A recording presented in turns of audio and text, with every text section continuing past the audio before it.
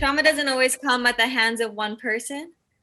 Collective trauma is when we experience something as a group or a community, even a whole city or an entire nation. So we can often think of trauma as like when we come face to face with it in our work or in our communities, but thinking about some collective traumas that we're all experiencing, this is when something, a major event happens that can threaten life, threaten our very existence. So what are some collective traumas you can think of, maybe even that are happening right now or from the past? COVID-19. COVID-19, yeah, the reason we're doing this training like this. It's been a huge loss of life nationally and internationally and continues to be so. What are some others? Wars. Yep. War. I heard something else. Hurricanes. Hurricanes, ecological disasters, which is a great one to bring up because trauma doesn't always happen based off at the hands of humans or with intention to create harm.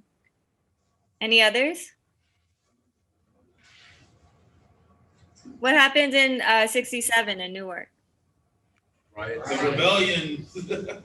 Yeah, that's one. September 11th, genocides, the Holocaust, death of Kobe Bryant.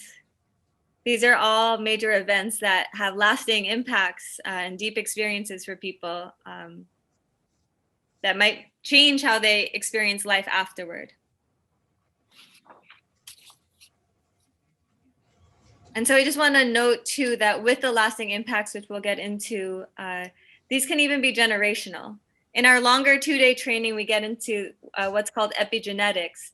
But there have been studies shown that the children born of people who've experienced severe trauma, such as Holocaust survivors, survivors of genocide, there's also epigenetic studies done around slavery, that children are born with impacts, physiological impacts and memories, embodied memories of that trauma.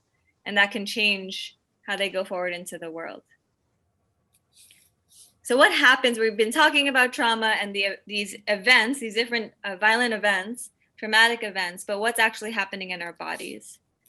We'll send it back to Keisha. Okay, so as we just talked about, you have your individual trauma, your interpersonal trauma, and then you have collective trauma. And when we talked about that, we talked about the 3 E's. Who remembers what the 3 E's are? Because we're on the next E. Who remembers the 3 E's? What do you have to have in trauma in order to, what are the 3 E's? Event. The event, the experience, and the effect, right? So right now we're going to talk about the experience. What happens when you experience trauma, right? So when you experience trauma, it can be in your mind, in your emotions, and in your body. And this impact can have a emotional effect on you. And so when we have an emotional effect, that normally looks different again for everybody. So when people experience trauma individually, collectively, or interpersonally, what you normally see is a thing that we call the 3 F's, right? A person will normally, you'll see them fight, flight, or freeze, right? So now we have 3 F's that are taking place. This is how trauma normally shows up. This is how we experience it. And sometimes we may, look at people differently and say, why did they do that? But this is how they experience it. This is their reaction to it, right? So they may fight when people are, we say they're not compliant, or they're trying to run away, or they're trying to, get away. That's the natural reaction to trauma. They're fighting back. They run, right? And I know as officers, we experience that, right? A lot of times people run away and you're like, well, if you're not guilty, why did you run? But it's just their natural reaction to just being afraid, or to, their trauma that they're experiencing. Or they may freeze. And this is just natural systems that kick in. They may just, like a deer in the headlights, right? People just be in shock and they just don't do anything. Or as you're talking to them, you're saying, why aren't you answering me? And they're just frozen, and they just can't hear. The brain just does not allow them to respond. And so this is just something that I want everyone to keep in mind. that when people are experiencing trauma, these are the things that you might see them do. They may fight back, and fighting looks different, right? They may run, or they just may freeze.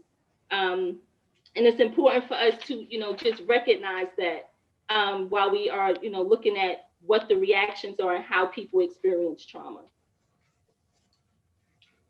For some folks, the response to a gunshot or loud noise may be to drop to the floor or to, just don't do anything because they see that as, this is actually the possible threat. Some may hear a loud noise, right? And then there may be no threat. If you hear a book fall off the bookcase, that's not really a threat. It's just a noise. But the gunshot is different, and the response is going to be different. So we just have to, look at people's response. But depends on what their experience is.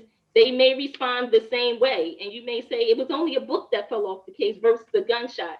Everyone experiences triggers traumas differently, and we just have to know that this may be the way that they may respond. So let's talk a little bit about what happens in the body. What kind of things would you see if a person does fight, flight, or freeze? What are some of the things that you might see? Officer Alexander or Silva, or anyone else in the room that might want to answer.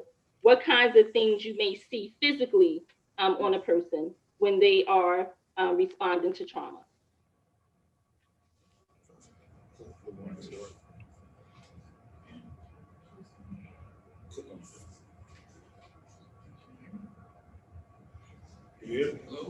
I can't hear. I'm sorry. You gotta say it loud, or you gotta unmute. Unmute yourself. But you say it loud enough, she can hear you. Right.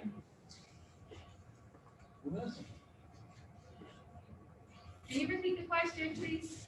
What are some things that you might see when a person is in fight, flight, or freeze? What are some physical reactions or things that you might see, or even, internally, physically, what may happen to a person? Sweat. Redness.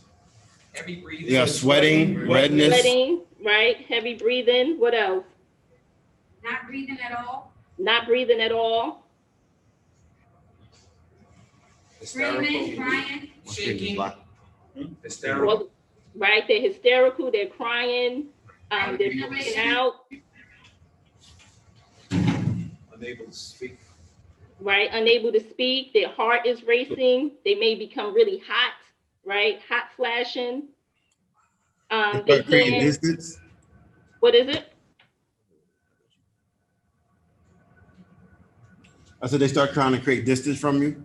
Right. They may isolate, or they may try to get away, because this is the way that the body protects itself. Right. So this is what it's trying to do when people are experiencing trauma and they're triggered. So this is the way the body is really trying to protect itself. It's our body's instinctual defense in response to a threat. It's how the body is defending itself. So when you see it, you know that that's just a defense for them. Has anyone experienced these things in a line of duty, right? When you're out there and you're working with people, have you experienced these things? Yes. All the time. Every day. Do you see it as a defense for them, or do you see that they're just scared, or how do you internalize it, or were you able to label it before now? Usually scared, or the unknown, not knowing like what's going, like the comprehension of the trauma itself. Like people being shot, or if they just witnessed a family member get shot, they don't know what's next. They're not sure what's going on. Yeah, everybody reacts. Right. But then you also have the individuals who got shot and they're like, man, I'm fine. And then they walk out the hospital in like an hour. So you see a little bit of both. Right. Okay. And so again, sometimes it's even unconscious, right? When they're responding, the response is unconscious. And we're looking at them like, that's not normal, right? But everybody's normal is different. And everybody's baseline, is different for how some people have a high threshold, and some people have a low threshold, and some people react and respond crazily or differently. But it also depends on if a person is under the influence of drugs and alcohol. It depends on, whatever is going on. But, you know, we just need to be conscious of the people that we are coming in contact with as law enforcement, but even for yourselves, right? Because you see things all the time, and you have to be mindful of your own trauma experiences in the way that you experience catastrophic instances or things that are taking place that's not normal for you. So we're going to end that part, fight, flight, or freeze. I want us to remember that. Fight, flight, freeze, and then the 3 E's. So this is going to help us to, you know, be able to name these things and stay mindful of how trauma shows up. So to continue from where Keisha is, this image of the bear, the thing about fight, flight, and freeze is that they're not supposed to be long-term responses. Our body has the ability to go into hyperadrenaline to protect us, but when you start to like, so if a bear is coming at you, I mean, what do you think you would do? Would you, in this room, how many people would fight? Anyone? Would anybody freeze? Be involved. Can Would I run anybody you? start running? Can you So unwrap? you're not supposed to run from the bear. You're not supposed to run, not supposed to turn your I back. probably would. But Play yeah, dead. that's one of That's- those situations you don't know what you're doing until you're in it. Yeah. Yes, Yeah. thank you so much, whoever just said that. You don't know what you're gonna do until you're in it. Right. And that's one of those things about trying to prepare for a traumatic experience. Like, I would like to think I would take the forest ranger's advice and try to get big, but in reality, I have no idea what I'll really do in the moment. And so that's also true for people that you probably see on the job. And I wonder if anybody here has had an experience on the job where you yourself were faced with a moment of extreme danger and you were surprised by the reaction you had. I know you get a lot of training as officers to be able to respond to all kinds of situations, but did anyone have an experience where they felt themselves going into fight, flight, or freeze and it's not what they expected? Every day. You have to fight people sometimes on the street. They say that again? I couldn't hear. Somebody said every day, and then Sometimes you have to fight people on the street. Sometimes you have to fight people on the street. What's that like? Like, what can you? Uh-huh. And have you ever had a moment where you were surprised, like you thought you might do one thing, but then you did another? Like, I think I might try to get big with the bear, but I actually run, that sort of thing? Run. No, that's. you don't have to run. There's no running. You don't run. All right. Run. So that's perfect. That leads right into the next thing, which is, so your job really, and we want to acknowledge that as officers, you are willingly choosing to face danger where other people run, right? My instinct is going to probably be run, but your job is to run towards what's happening. And so what is happening then in your mind and your emotions when your physical body has to go into the danger, the potential danger? You have to protect the weak, the victim. You have to protect the weak and the victim. That's right. I Whatever mean, it takes. I think, like you said before, sometimes it's not even. Sometimes it's not. It's like subconsciously we just do because we know. Right. Like with training and what we've been through and things like that. Sometimes something goes off and we just do, and then it's not till after the fact you realize, oh wow, I just did that. You After react. the fact, Yeah. you realize. You learn to react accordingly based off of training and everything Yeah. else we've been through. In expectation. Yeah, that too. And expectations, did you say? Of how you need to respond. Yeah. So that's perfect. Like, so you're reacting physically, and then later on you might be like, whoa, I just did that, or what just happened? You know, there's not time to think. I heard a lot of officers say, we don't have time to think, we have to act. And so in terms of your mental and emotional state, what happens either for people that you encounter on the street that have just experienced something traumatic, or you yourselves, like what's happening to your minds and emotions? What, at the moment or after? Let's say after. It depends on the situation. Yeah, that's on a case It by case depends on the basis. severity of the trauma, the crime, the job. Yeah. What's one example? I know for me, just recently I had a call for service where I guess it would be deemed child abuse, where I had to call DCP&P. And I know after when I got off, I was really actually upset. I felt I had a lot of sympathy for the child, and I found myself kind of angry in regards to it, but I couldn't show that anger while I was in the midst of dealing with it, obviously. Yeah. That's at least the most recent one that I personally can think of. That's a perfect example. A really common one is anger or worry. And especially if you're still on the job or you got to go to another call, there's no place to do anything with that, right? Like you have to, but that gets stored in your body somewhere. Right. And that's the thing about being even a witness to trauma. This is true for many therapists or hospital workers, any first responders. You see something, it's upsetting. You might not have time to actually process. You might feel angry, and that gets stored somewhere. So some other examples are fear, becoming hypervigilant or on edge. We've encountered people that you hear noise and they are jumping. It's a sign that they've probably experienced trauma already. And another one to point out is blacking out or not remembering things. So if you've ever worked with victims of rape, it's really common that they might not even remember the face or what the person was wearing of their assailant, but they might have a really specific memory, like a certain smell. And in a lot of trauma trainings around rape victims, people are taught, it might sound like they're making it up because the story they're telling doesn't make sense or pieces are missing.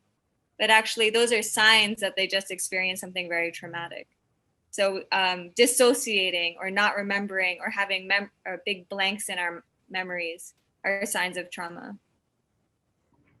But we're here to also talk about not just me and not the community, but you guys, right? Officer trauma. What does that look like? It is important for us to understand and assess what trauma looks like through the lens of law enforcement. I can give you all the stories I can about myself as a community member, but I'm pretty sure, and again, I've worked with a lot of officers in these last 15 years, and I've heard so many stories, one in particular that I shared with you guys, that you guys are also dealing with trauma. As we focus on the law enforcement, I want us to keep in mind and keep this in the forefront, right? Just because we cannot see our trauma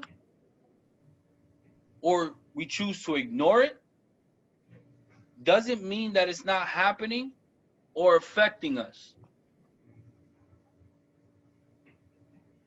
If we were in the same space, I would give everyone a different size cup. I would give one a shot glass, one a wine glass, one a beer mug, a coffee mug. And then I'd begin to pour water into it. Regardless of the size of the cup, when there's too much water in it, what happens? Overflows. It overflows, right? So for each of us, our threshold might be different. But the fact of the matter is that it does not mean that it's not affecting us and that it's not happening. And at one point or another, if we don't take care of ourselves, it's going to overflow. Okay?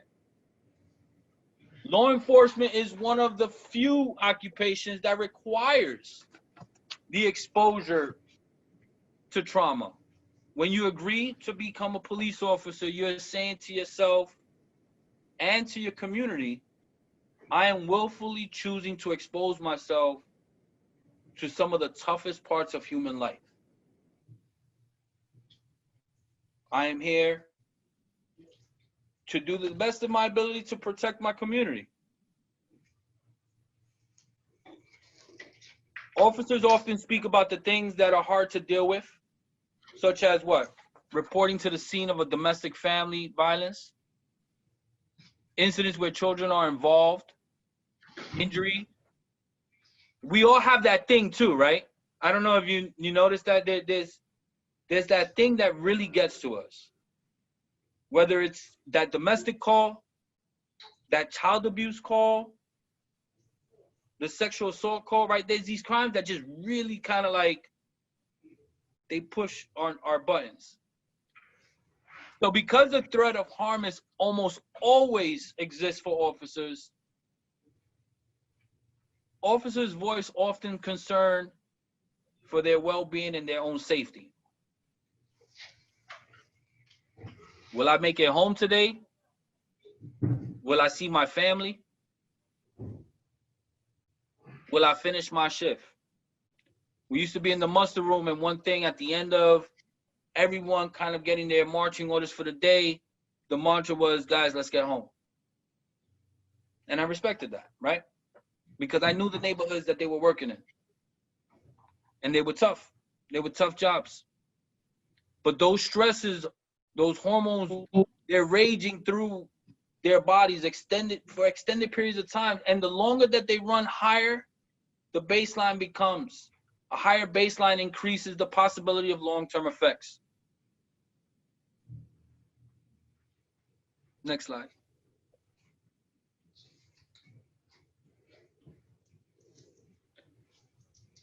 %40 of officers struggle with obesity, high blood pressure, and other health issues. As a result of trauma and the demands of law enforcement, officers often have poor health in comparison, as we can see here, to the general public.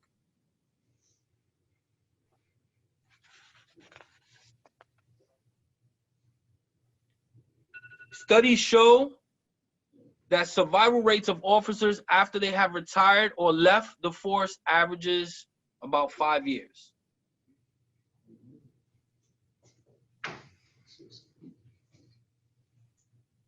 Now, again,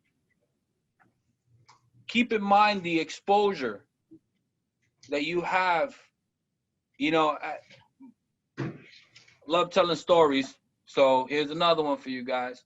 But a retired detective who's my uncle, who can't sleep at night without having his revolver next to his bed, where he hears a noise and he jumps up, where we're walking down the street and for every light pole string that has sneakers, he wants to tell me a story about what that actually means. How he is constantly looking at individuals and assessing them. Detective, always in that mode, retired 10 years later, still the same, right? And these are the lasting effects of what he has been exposed to in his 23-year career.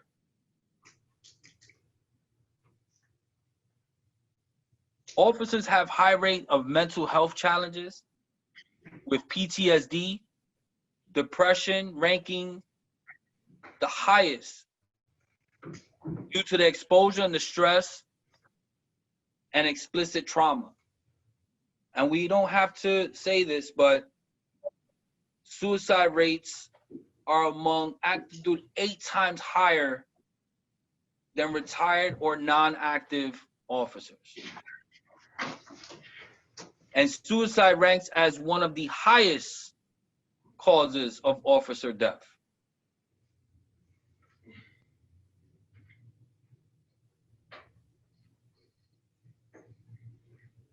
I'm just pausing there to take a moment because it's beyond me in the last, like I said, 15 years, how many officers I know either try to or have taken their lives.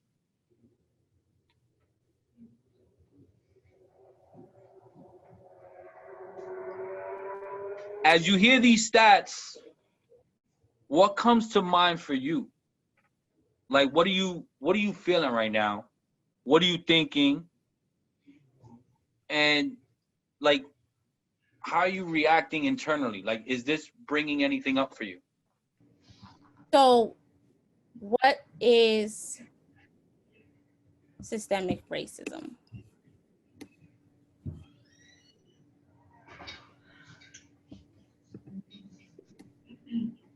Anyone? When a system such as the school system, I'm sorry, say it again. when they're racist towards you, I'm sorry. like when a system, like a school system, for example, uses your race against you. Yep, that's one example of it.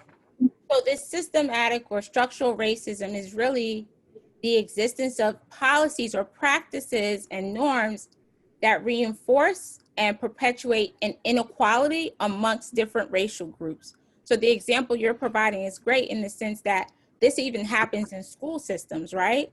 Where, what did the video show in particular about Kevin and Jamal in separate school districts? What's different about their school districts?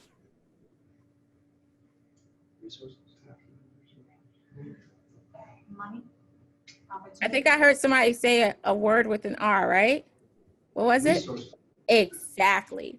The resources were limited, right? Jamal's school district didn't have money to put into the schools as Kevin's school district.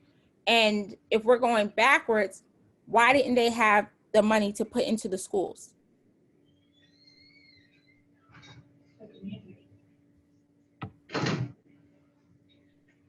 I can't quite hear you guys. The community. Right, the community, the properties, right? The properties there weren't weren't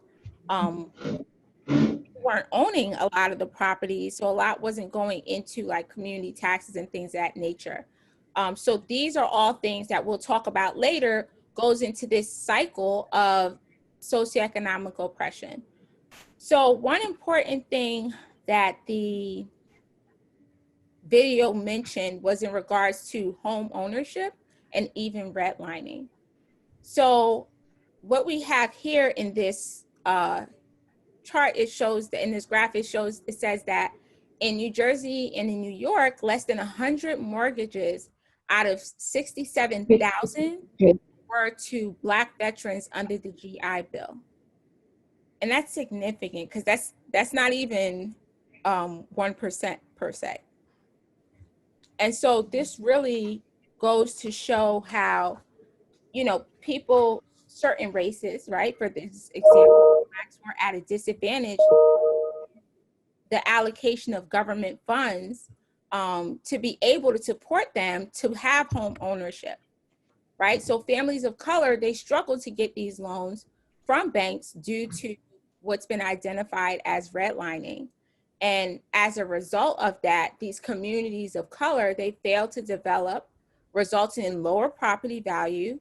And what we saw in that video, this lower property value then turns into less funding for schools, resulting into lower paid teachers and things of that nature, and lower resources for the school district.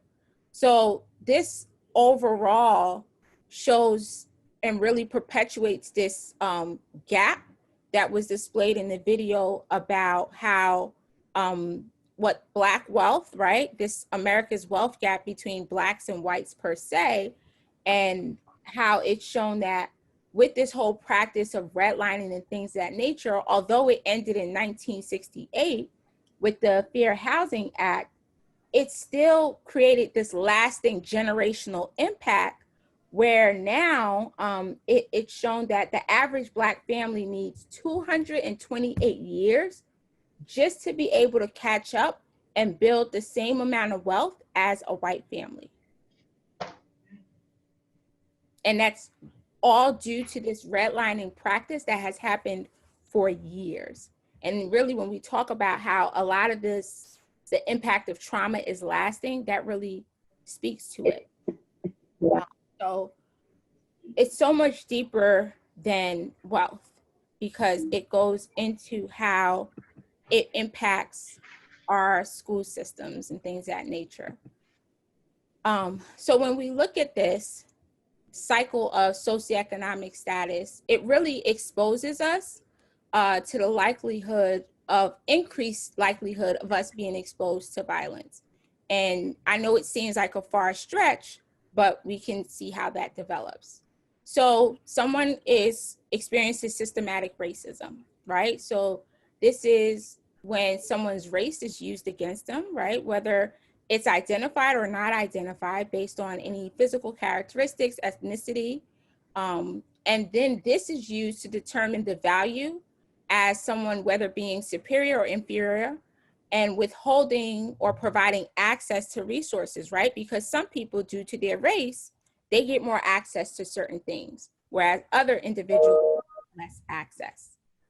And so they get access, they don't get access to the loans that's needed, right? To purchase a home and live in better communities that they hope to live in, regardless, right? One of the examples it showed that in that research in Atlanta, that regardless of the fact that the Black families made more, banks were more likely to give money to whites that were living in poverty before they gave it to Blacks that had more finances and wealth per se. So this redlining practice happens. It keeps people of color from moving into more favorable neighborhoods, right, that have more money in their school systems per se. And what happens is these mortgages are being withheld. This forces them to live in less favorable neighborhoods with lower property value. And if you're living in a neighborhood that has lower property value, that means lower funding for government institutions such as schools, the parks. And what about the streets? You think the streets are well maintained if they don't have funding? No, exactly, right? Streets are not well maintained either. And even other programs within the community that they live in are not well maintained or even well funded. And there's not even that many community programs existing at all. So that goes into less funding really impacts the quality of education that individuals, their children can have, which, as you saw comparison with Jamal's family and Kevin's family, they, Kevin's family were able to have access to colleges and things that nature, where Jamal's family were not. So you see this cycle that's happening. And if you're living in a neighborhood that has these low resources, it increases the likelihood of experiencing violence and trauma. And that's how we have this cycle of socioeconomic oppression. Any thoughts on that?